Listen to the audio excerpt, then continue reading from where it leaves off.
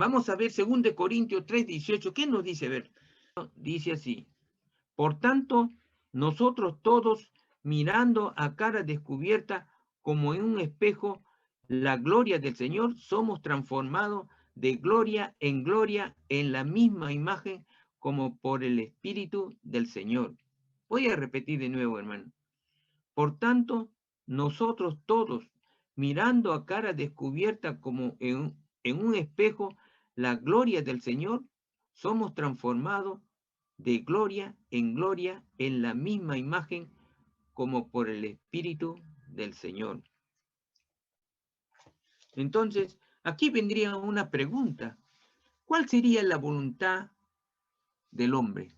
No la voluntad de Dios. ¿Cuál sería la voluntad del hombre? La voluntad del hombre es aquella voluntad que es enfrentada a la voluntad de Dios. Es aquel que no conoce a Dios, no quiere obedecerle y quiere alejarse, quiere el mundo. Es aquella voluntad que se enfrenta a la voluntad de Dios. La voluntad del hombre es la voluntad que no quiere a Dios, que no quiere hacer la voluntad de Dios. Lo conoce de oída, pero no se sujeta a la voluntad. ¿Por qué? Porque más ama al mundo, más ama a los deleites, abunda el pecado en su forma de vivir, más ama la carne y al mundo. Esa es, porque la voluntad que está enfrentada a Dios es la voluntad del hombre, y cuya esencia es el pecado de la carne. Su esencia del pecado es los deleites del mundo y la concupiscencia. Adán y Eva es parte de esta voluntad. Adán y Eva es parte de esta voluntad, del cual ya le expliqué. Adán y Eva rompieron la voluntad de Dios, se confrontaron con la voluntad de Dios, desobedecieron. Y por eso fue el castigo de Adán y Eva. Desobedecieron la voluntad de Dios. Así es. Dios los creó con un propósito y ellos torcieron ese propósito, se fueron contra ese propósito. No quisieron obedecer, quisieron obedecer a sus deleites. Eso fue su pecado. Y por ese pecado pagaron. Ustedes saben que el pecado es muerte. Pero ¿cuál es la voluntad de Dios? La buena voluntad de Dios es agradable y perfecta, como lo dice Romanos 12:2. La buena voluntad de Dios es agradable y perfecta. Y se refleja como un buen ejemplo en la palabra de Jesús cuando dijo, ¿qué nos dijo el Señor? Vamos a verlo en Juan 5:30. Vamos a ver en Juan 5:30. El Evangelio de Juan. Vamos a ver en el Evangelio de Juan, capítulo 5, versículo 30. A ver. ¿Qué dice Juan 5:30? Dice así,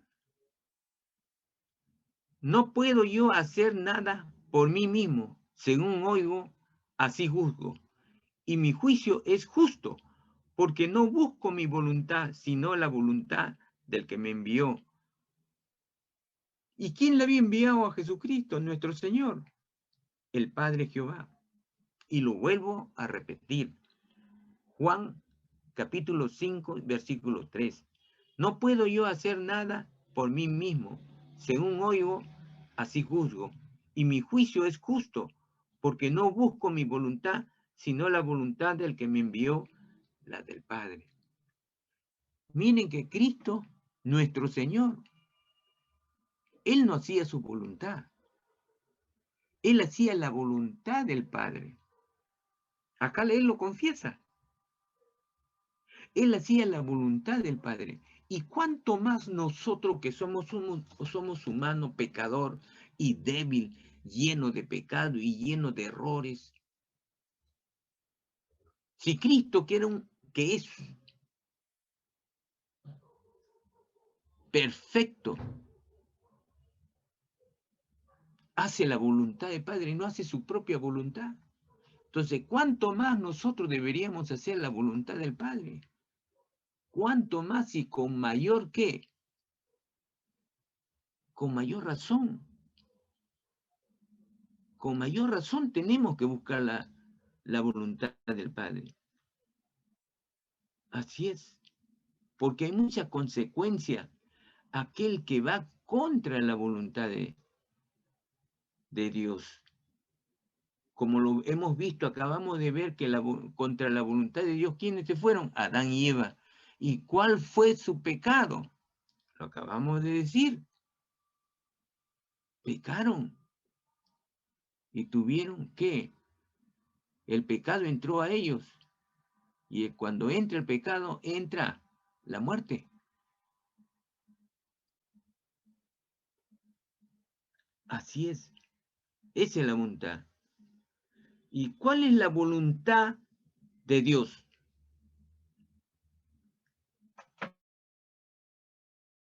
Esa es la que acabamos. Entonces podremos decir que nosotros los cristianos somos llamados a hacer no la voluntad de la carne. Nosotros los cristianos somos llamados a hacer no la voluntad de la carne, ni la de nuestros pensamientos pecaminosos, sino a hacer de corazón la voluntad de Dios. No debemos hacer, ojo, la voluntad de la carne, ni de nuestros pensamientos pecaminosos, ni hacer, sino hacer ¿qué? Deberíamos de hacer ¿qué?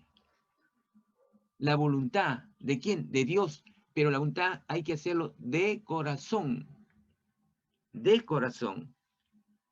Así es. Por lo tanto, no debemos hacer necio, ni tampoco insensato, sino entendido de la cual sea la voluntad de Dios, la voluntad del Señor. Y vamos a ver en Efesios, ¿qué nos dice en Efesios capítulo 6? Capítulo 6, ¿qué nos dice Efesios capítulo 6? Capítulo 6, del 6 al 8. ¿Qué nos dice?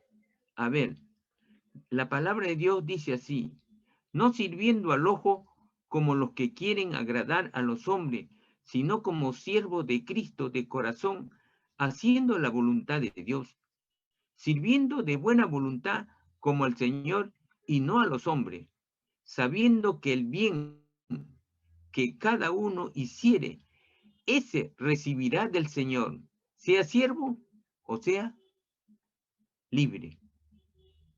De nuevo, lo voy a repetir, por favor.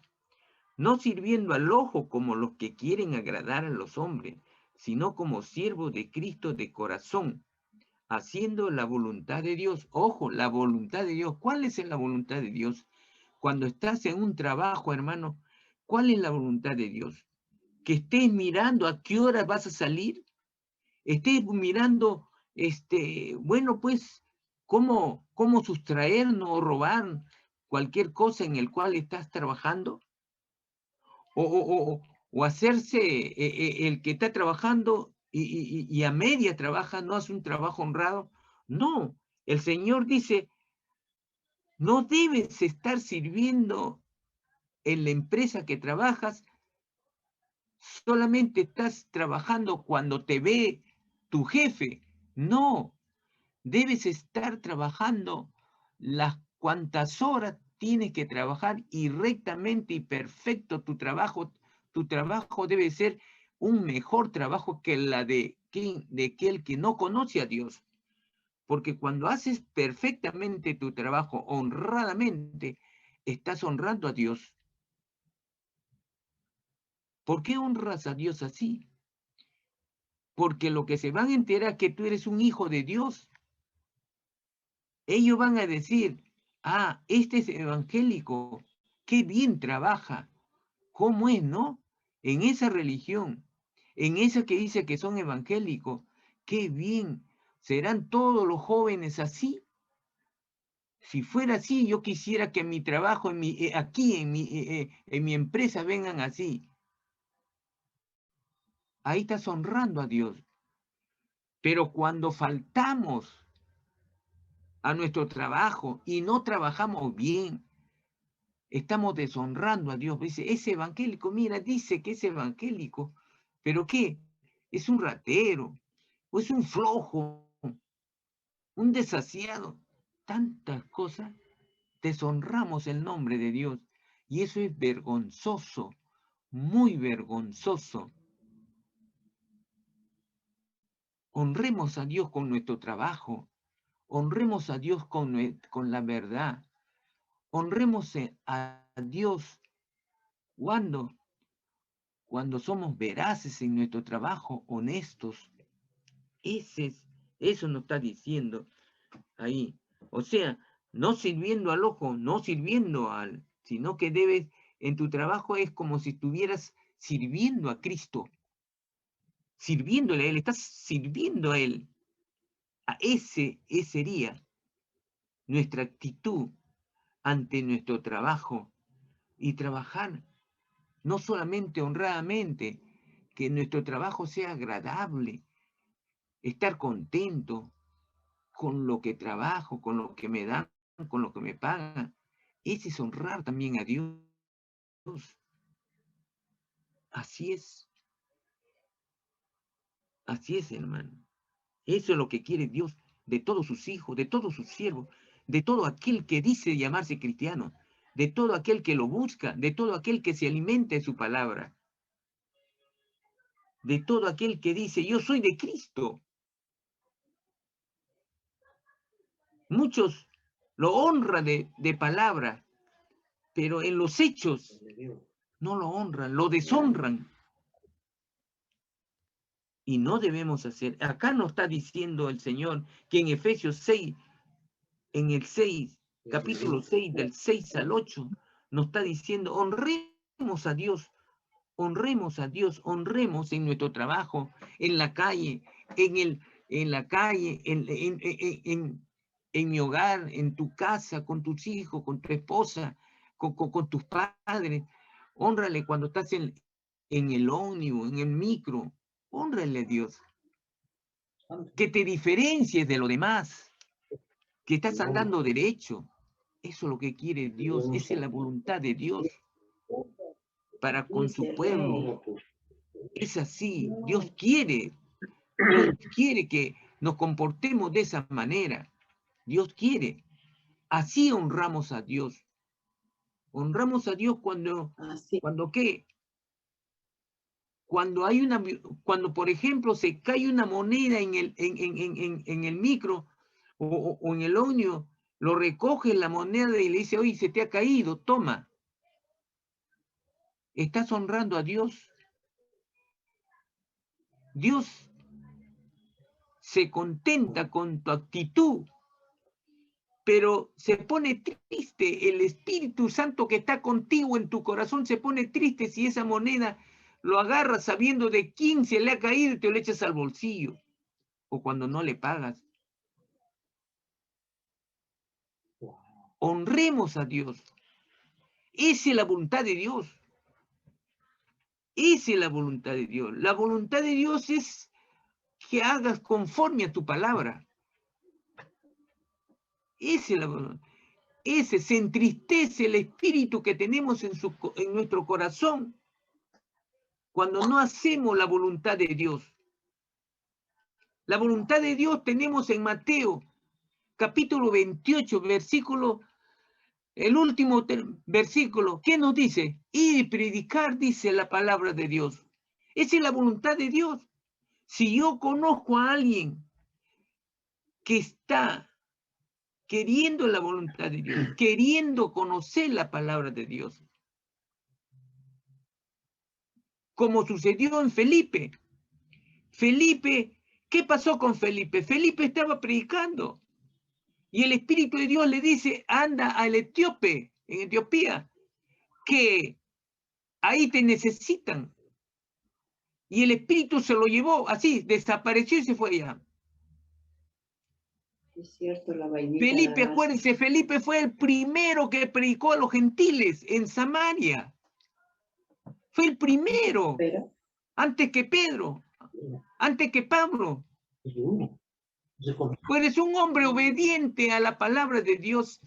Él hizo la voluntad de Dios porque alguien quería saber, conocer la palabra de Dios. Y lo envió. ¿Quién era este etíope? Este etíope era un funcionario de Etiopía. Un funcionario. Dice que el arca de la economía pasaba por sus manos. Pero estaba necesitando la palabra de Dios. ¿Y cuál fue la voluntad de Dios? Como dice su palabra en el capítulo 28, en los últimos versículos de Mateo. Id y predicá. Si conocemos a alguien, yo lo admiro a mi esposa, le voy a decir. Si mi esposa cuando va en el ómnibus y encuentra una señorita que está a su costado en el ómnibus, le habla del Señor. Le habla del Señor. ¿Cuántas veces le han dicho no quiero? ¿Cuántas veces le han insultado? Pero ella no hace caso. No le dice nada y se callan. Pero persiste otra vez. En otra oportunidad que va. Persiste. Esa es hacer la voluntad de Dios. Esa es la voluntad de Dios que debemos conocer. Si tengo un amigo que en mi trabajo, el Señor nos manda que ese amigo debe conocer la palabra de Dios. ¿Por qué? Porque cuanto más vidas traemos a los pies del Señor, hay fiesta en el cielo, dice. Y te ganas una corona. Esa corona vas a dar cuenta cuando te presentas adelante de Dios. Esa corona va a pesar. Esa es la corona que te ganas cada vez que a alguien viene a los pies del Señor. Esa es la voluntad de Dios. Porque en la gran comisión que nos dice, id y predicar a toda la nación, dice. Eso es donde encontremos a alguien. Hay que predicarle la palabra del Señor. Hay que decirle, ¿conoces a Cristo? ¿Conoces a Jesucristo? Hay gente que nos va a alargar. Hay gente que nos va a insultar. Pero hay gente también que va a decir, ¿quién es Cristo? Yo lo conozco a Cristo porque Él transformó mi vida. Antes era así, hablaba palabras malas, mentiras, pero ahora no le hablo así. Esa es la transformación que hay en mi vida. Tú quisieras, yo amo a Jesucristo, le sigo a Cristo, leo su palabra y esa Biblia que dice Biblia, si tú no tienes el Espíritu de Dios en tu corazón, ese libro que se llama Biblia, no le encuentras nada y te va a aburrir. Pero si el Espíritu de Dios está en tu corazón, entonces el libro va a tomar vida y te va a hablar. No te va a hablar por acá, te va a hablar de frente al corazón, te va a dar gozo, te va a decir, oye, te voy a enseñar la libertad, te voy a enseñar qué es lo que tú necesitas para llegar al cielo. Tu vida aquí en la tierra no vale nada. Vas a vivir, ¿cuántos? 10, 20, 30, 40 años, 50, bueno, que llegue a 100. Aquí. Pero en el cielo, miles y miles de años vas a vivir, donde ahí no se envejece, ahí no tienes que trabajar, ahí no tienes que sembrar, ahí no hay moneda.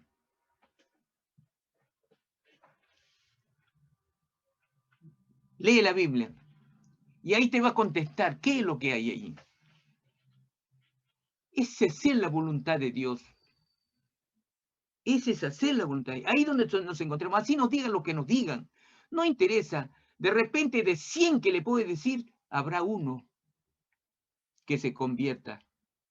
Pero ¿qué dice la palabra?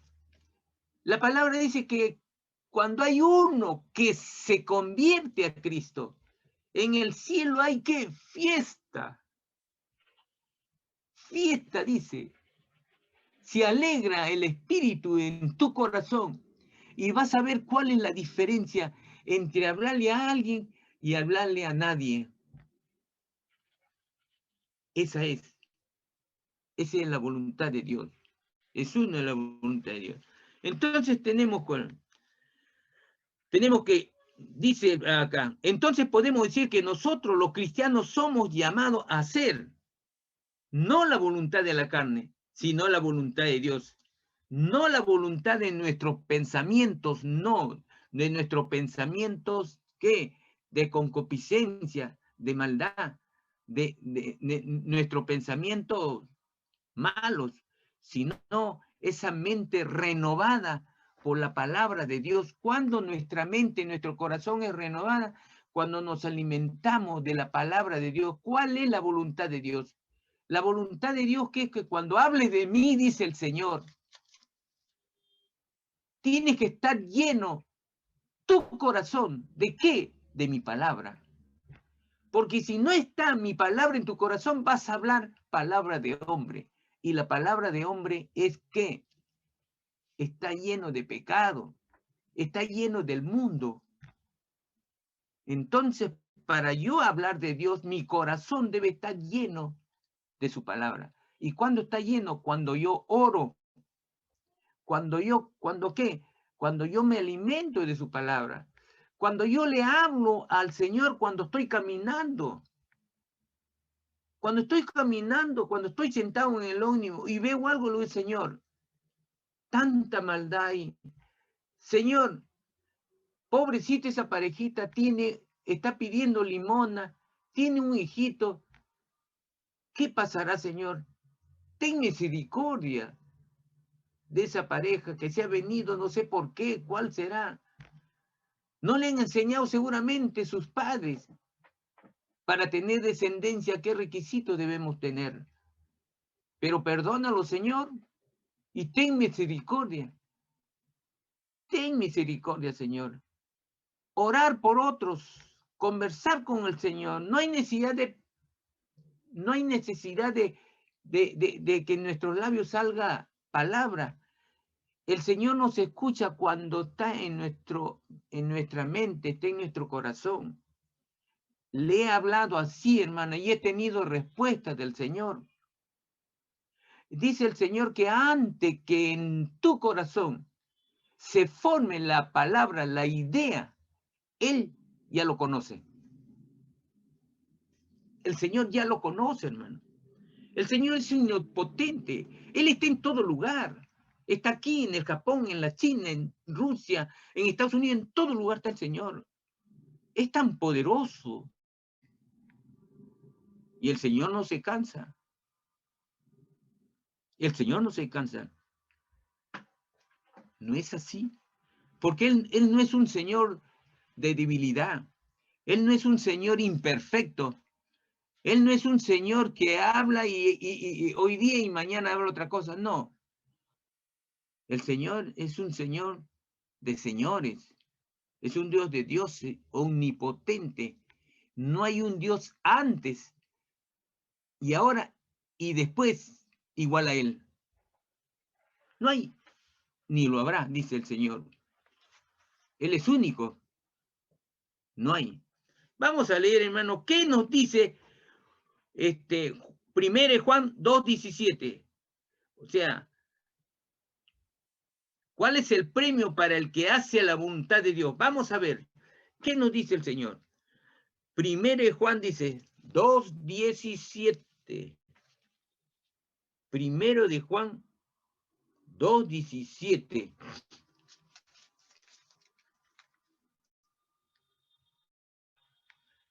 La palabra de Dios dice así: y el mundo pasa y sus deseos, pero el que hace la voluntad de Dios permanece para siempre.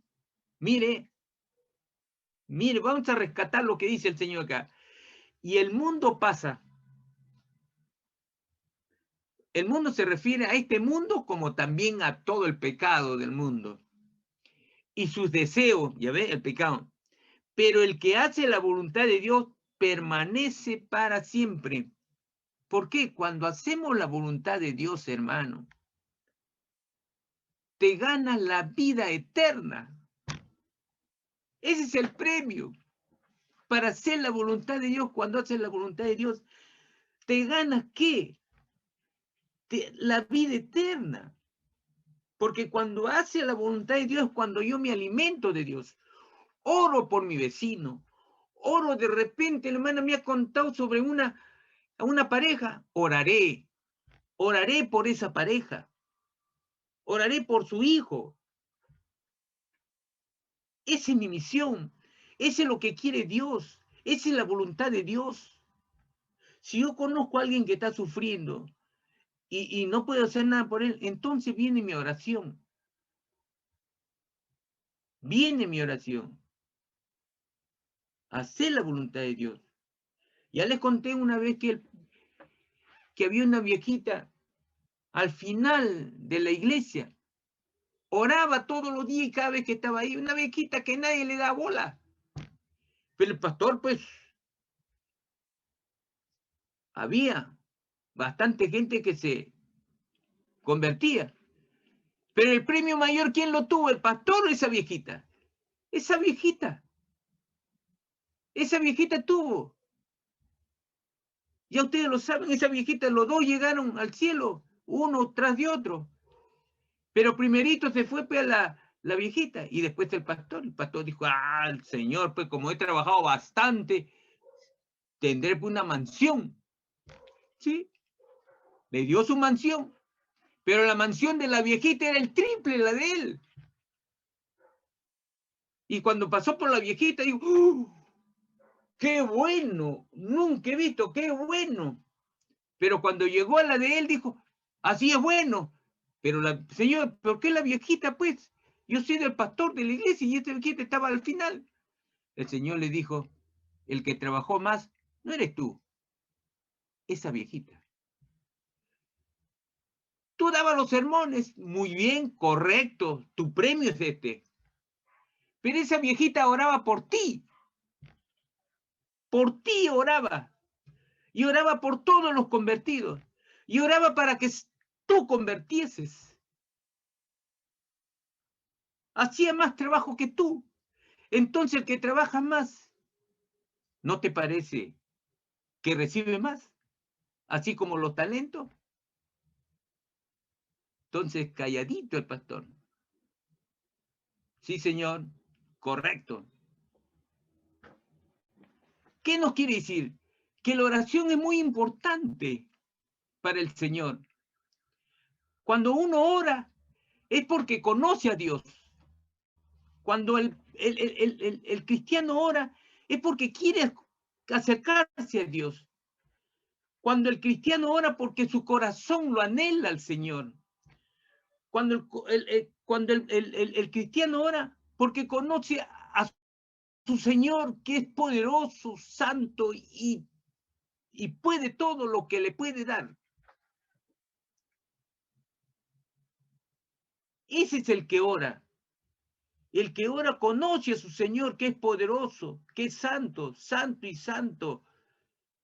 Que si él ya conoce la voluntad de Dios y su soberanía, este es el que ora.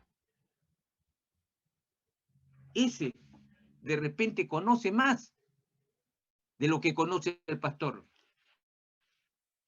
Ahí, a mí me dio una lección el Señor cuando le di. Me dio una lección muy grande.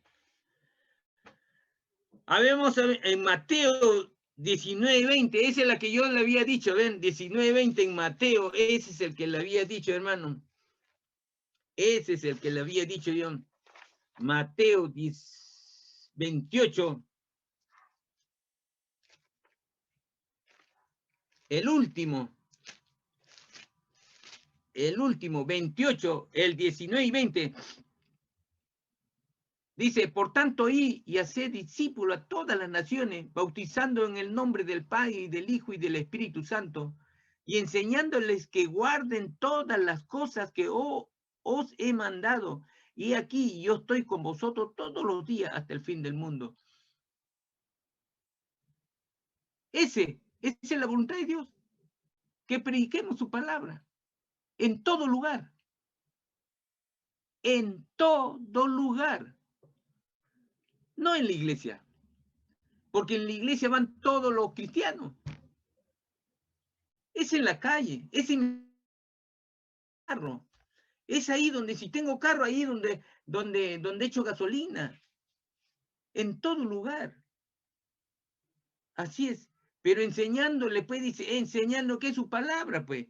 Todas las cosas que os he mandado. ¿Qué nos ha mandado el Señor? A predicar su santo nombre. Esa es otra de la voluntad de Dios. Es otra. Ahora, la transformación espiritual. ¿Qué pasa con la transformación? Comienza en la mente y dice, y en el corazón. Una mente entregada al mundo y sus afanes. ¿Qué produce? Produce pecado. ¿Qué produce? Violencia. Una vida que desordenada. Una vida que una vida con deleites prohibidos. Ese es aquel que no se ha transformado espiritualmente y comienza en la mente y en el corazón. Pero sin embargo, dice, sin embargo, si la mente se consagra en la verdad de Dios, conducirá a una, cuando se convierte y busca la verdad de Dios, esa mente es resguardada por el Señor, es resguardada ante las tentaciones que vienen en cada momento de nuestras vidas.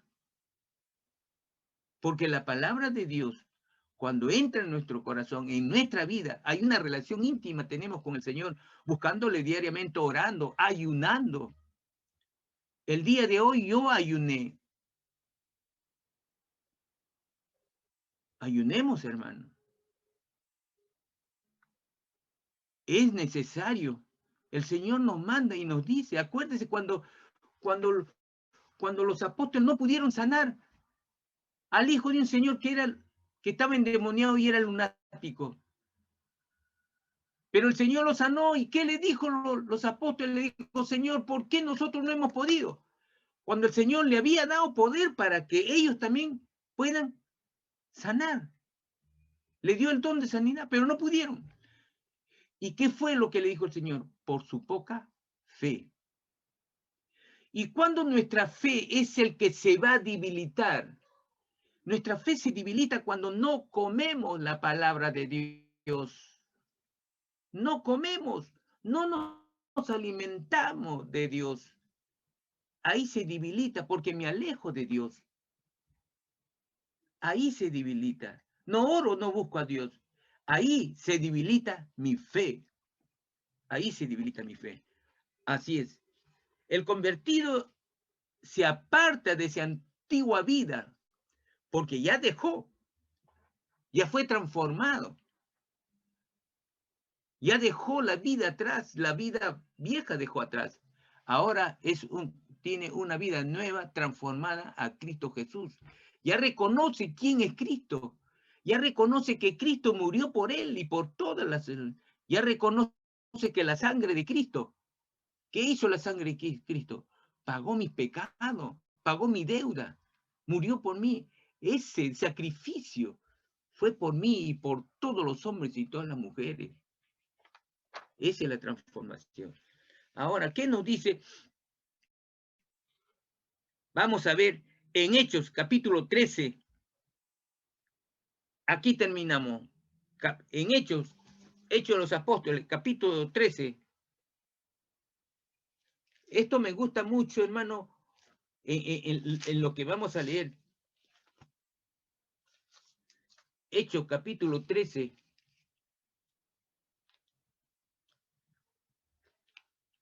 El 1, el 2, el 3.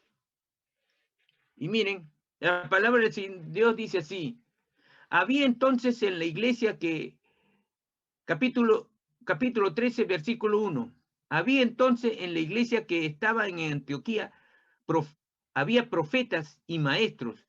Bernabé, Simón, el que se llama Níger, Lucio de Cireno, Manaén, el que se había criado junto con Herodes, el tetrarca, y Saulo.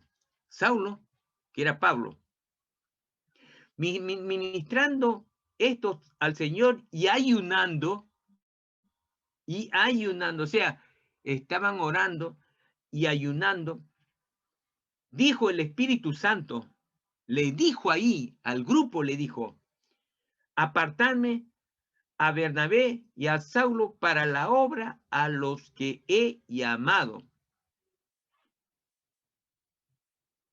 Esa es el Espíritu le dijo, ¿cuál es la voluntad de Dios? La voluntad de Dios es que partiesen ellos, que saliesen, porque lo había llamado, porque lo necesitaba. Y ellos, ¿qué hicieron? Obedecieron. Y miren, ¿por qué obedecieron? Porque el Señor sabía que había un hombre, un procónsul, que necesitaba conocer la palabra de Dios, porque a alguien le estaba engañando. Ese alguien se llamaba Versajesús, que también se le llamaba Elimás, y lo tenemos acá. Cuando ellos llegaron en el 4, llegaron dice así, en el 4, ellos entonces enviados por el Espíritu Santo y descendieron a Seleucia, de ahí navegaron a Chipre y llegaron a Salamina, anunciaban la palabra de Dios en la sinagoga de los judíos y tenían también a Juan de ayudante. Y habiendo atravesado toda la isla hasta Pafos, mire cómo le estaba guiando el Espíritu Santo, hallaron a un cierto mago falso, profeta. Él se identificaba, este mago, como profeta de Dios, profeta judío llamado Barjesús, que estaba con el procónsul Sergio Paulo, varón prudente. Mire cómo lo dice el Señor, era un varón prudente, o sea, era un hombre prudente. Cuando es prudente, es un hombre temeroso de lo que él habla y recibe. Entonces dice, estaba con el procónsul Sergio Paulo,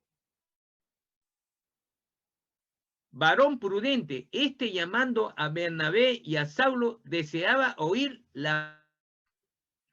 él deseaba oír la palabra de Dios. Por eso el Espíritu Santo se lo llevó a Bernabé y a Saulo.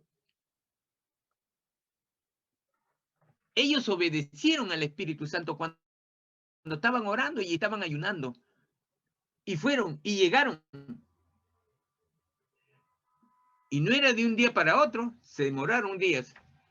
Pero le resistía Elimías. Elimás era el que engañaba.